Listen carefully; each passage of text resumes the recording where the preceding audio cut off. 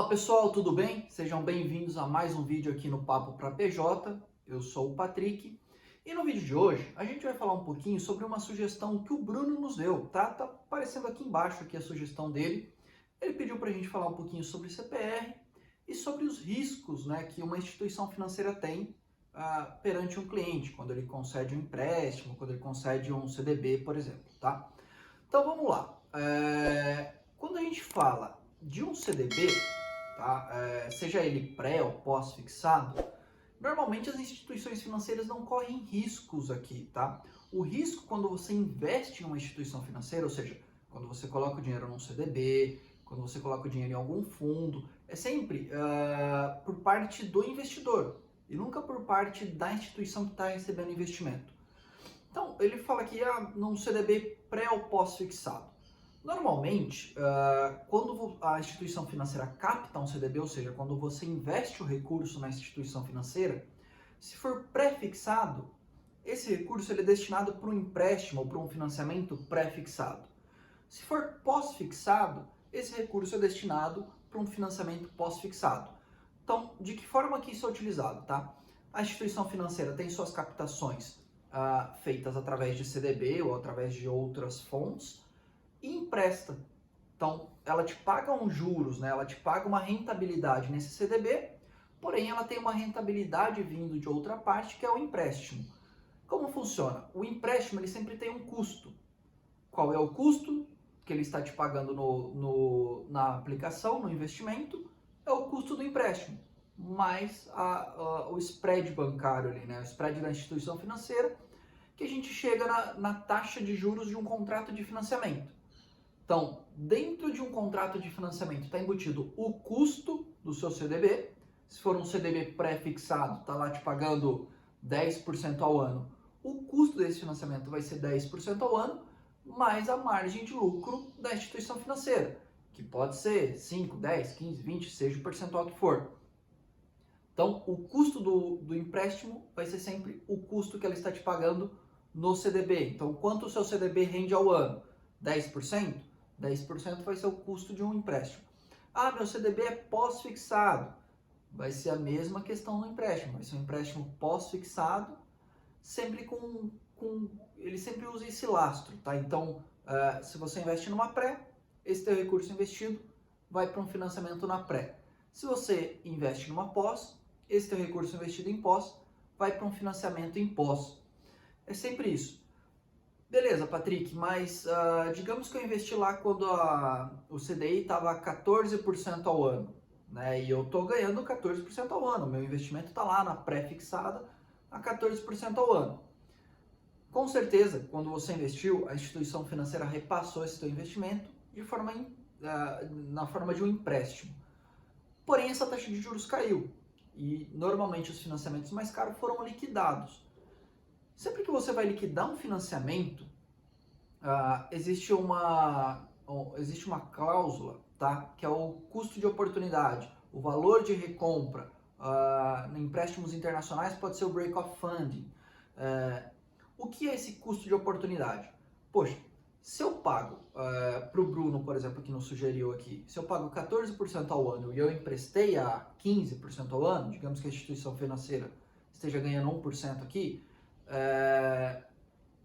essa pessoa que emprestou a 15, ela vai querer liquidar.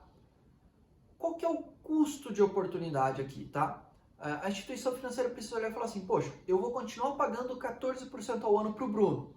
Em quanto tempo eu consigo realocar esse recurso e qual a possibilidade de eu realocar esse recurso com algum outro custo?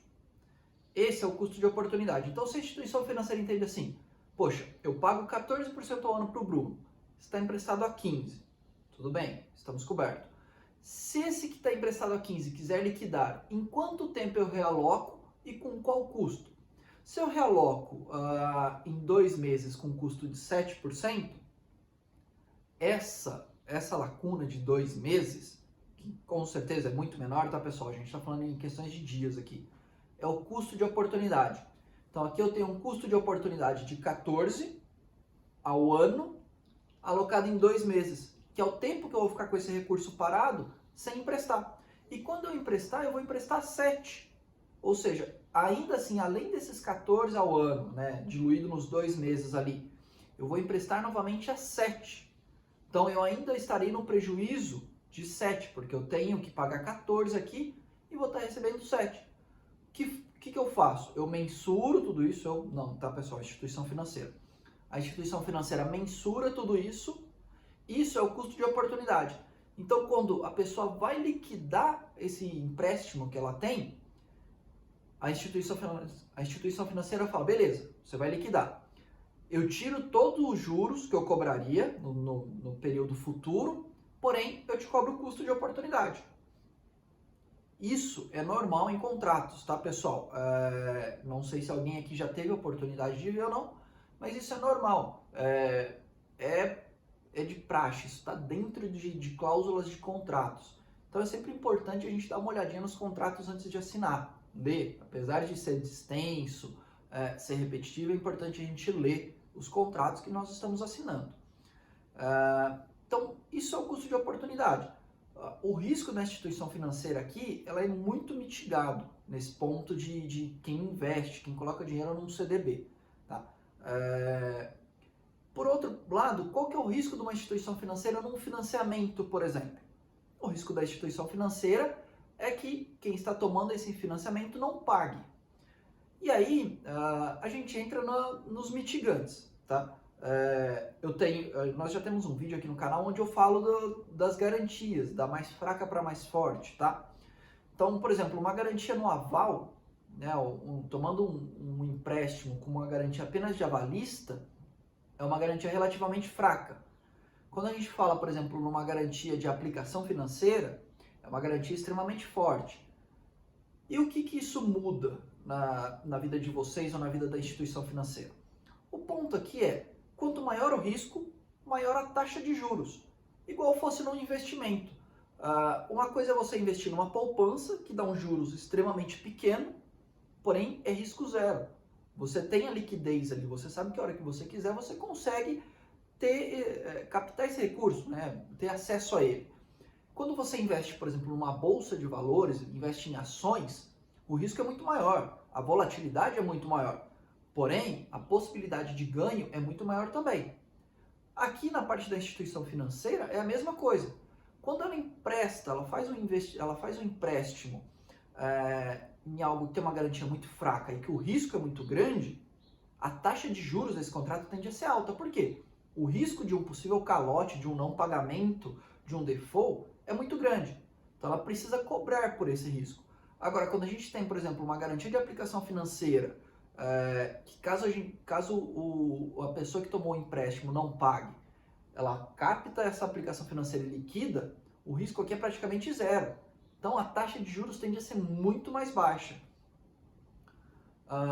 Esse é basicamente o risco de uma instituição financeira, tá? E aí quando a gente começa a falar de outros tipos de garantia, por exemplo, um imóvel, existe a possibilidade desse imóvel não existir mais, de terem derrubado, existe todo um processo por trás para ter acesso a esse imóvel. Então, assim, o risco da instituição financeira, eu falaria até mais, a taxa de juros do contrato, ele está diretamente ligado ao risco da instituição financeira. E um último ponto aqui que eu esqueci de falar na parte de investimentos, pessoal, qual é o risco do investidor colocar o dinheiro naquela instituição financeira? Quando a gente fala de instituições financeiras AAA, ou seja, os grandes players aí que estão no mercado, que são as maiores instituições financeiras, o risco é praticamente zero. Tá? Agora, quando a gente começa a falar de talvez instituições financeiras com um pouco menos de nome ou com um volume menor de operações, o risco começa a ser um pouco mais elevado. Tanto é que quando a gente pega grandes instituições financeiras, a tendência é que eles paguem um pouco menos no seu dinheiro, né? Ou seja, eles te dão um pouco menos de retorno no teu investimento. Quando a gente começa a falar de instituições financeiras um pouco menores, a tendência é que eles paguem um pouco mais. Então, vou citar um exemplo aqui. O Banco A te paga 90% do CDI. O Banco D te paga 120%, tá? Aqui volta no ponto que eu acabei de citar, pessoal. Quando o retorno é muito grande, a tendência é que você tenha um risco maior. E qual é o risco aqui? Um possível pedido de RJ dessa instituição financeira, falir, não ter condições de te devolver o recurso. E aí a gente entra no FGC, o Fundo Garantidor de Crédito, tá? O Fundo Garantidor de Crédito, ele garante até R$250 mil de investimentos. Tem algumas instituições financeiras que fazem parte do FGC, não são todas, então é importante que vocês se aprofundem, busquem informação quais são as instituições financeiras que fazem parte do FGC. E aí, ele te garante R$250 mil investido por CPF ou por CNPJ, tá? Então, Patrick, eu tenho R$1 milhão investido em uma única instituição financeira. Bom, se essa única instituição financeira te der um calote, te der um default, não conseguir te devolver o recurso, você vai tomar um prejuízo de R$750 mil, porque 250 mil o FGC te garante. Agora, se você diversifica, vamos supor que você colocou em 4 instituições financeiras, 250 mil em cada uma, tá? Se uma delas te der default, você consegue reaver 100% desse valor que teve o default. Então, até 250 mil. Os outros 750 mil estarão expostos, porque o FGC já te garantiu 250 mil e ele já te devolveu. Beleza? Então é importante ficar atento nos riscos que vocês têm ou nas instituições financeiras que você investe, tá? É importante isso. Tem que dar uma olhada se ela está dentro do FGC, se é uma instituição financeira sólida, se tem algum risco de você não ter o retorno desse teu capital investido. São pontos. E na parte de quem está tomando o empréstimo, sempre dá uma lida nas cláusulas do contrato. Beleza? Bruno, espero que eu tenha conseguido responder os teus questionamentos. Se tiverem mais dúvidas, deixem nos comentários. Se tiverem sugestões de vídeos, façam como o Bruno, que deixou nos comentários aí. E a sugestão de CPR, a gente vai falar num próximo vídeo. Beleza, pessoal? Obrigado pela atenção, por terem assistido esse vídeo até aqui. E até o próximo. Tchau, tchau!